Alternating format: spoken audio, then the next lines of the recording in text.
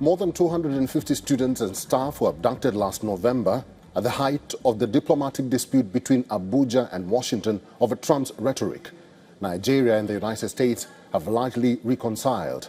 U.S. military efforts in the wider Sahel have failed to halt jihadist insurgency across Burkina Faso, Niger and Mali, although the security situation has deteriorated since the United States and French troops left the region.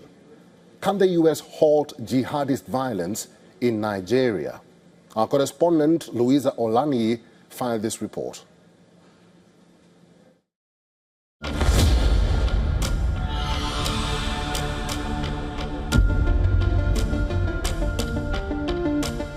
Just over a week after the United States launched strikes targeting militants in Nigeria on Christmas Day, a roadside bomb ripped through an armored troop carrier, killing at least 8 Nigerian soldiers. Then, days ahead of a high-profile U.S. Nigeria security meeting in Abuja last week, armed gangs kidnapped more than 170 churchgoers in Nigeria's northern Kaduna state.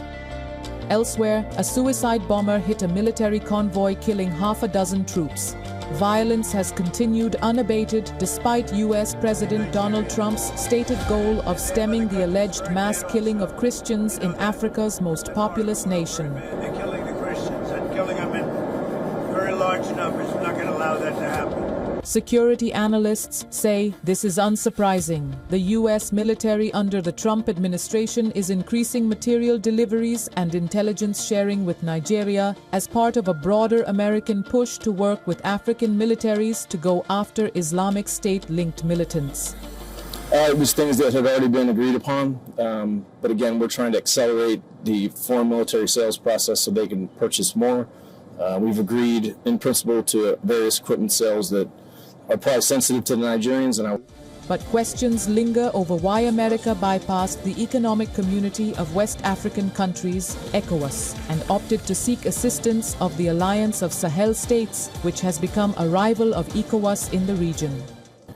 We still collaborate. We have actually shared information with some of them to attack key terrorist targets, but it's very different than it was even 2 or 3 years ago.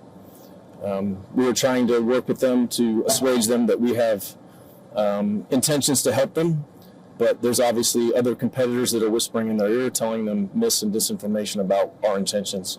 So we're breaking through that network.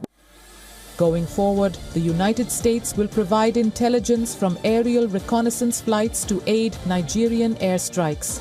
How much of a game changer that will be remains to be seen. U.S. support since Nigeria's 2009 jihadist uprising has not stopped the bloodshed. Neither the U.S. nor Nigeria has released details of how many militants were killed in the Christmas Day strikes. We also welcome the U.S. commitment to timely delivery of outstanding articles of war, such as drones, helicopters, platforms, spare parts, and associated support system procured over the past 5 years, as well as its readiness to support Nigeria through the provision of surplus defense equipment. Importantly, this cooperation has been conducted with respect for Nigeria's sovereignty. Thank you. I'm here today to continue and broaden that partnership. And the partnership the United States has with Nigeria is built on shared interests in many areas, including trade and investment, security, energy, regional security, and much, much more. Both militaries seem keen on the increased collaboration, even if diplomats are clashing over Trump's rhetoric, alleging the violence amounts to the genocide or persecution of Christians. Independent analysts reject that, saying the overlapping security crises claim the lives of both Muslims and Christians, often without distinction. In a continued push to weaken ISIS-linked groups across Africa, the United States says it is strengthening cooperation with Nigeria while maintaining communication with the militaries in junta-led Burkina Faso, Niger, and Mali. AFRICOM's Deputy Commander General John Brennan told the AFP that the focus remains intelligence sharing, counter-terror training, and preventing militant spillover across borders, despite strained diplomatic ties following recent coups in the Sahel. The U.S. insists the engagement is security-driven, aimed at protecting civilians and supporting regional stability as extremist groups continue to exploit porous borders and political uncertainty.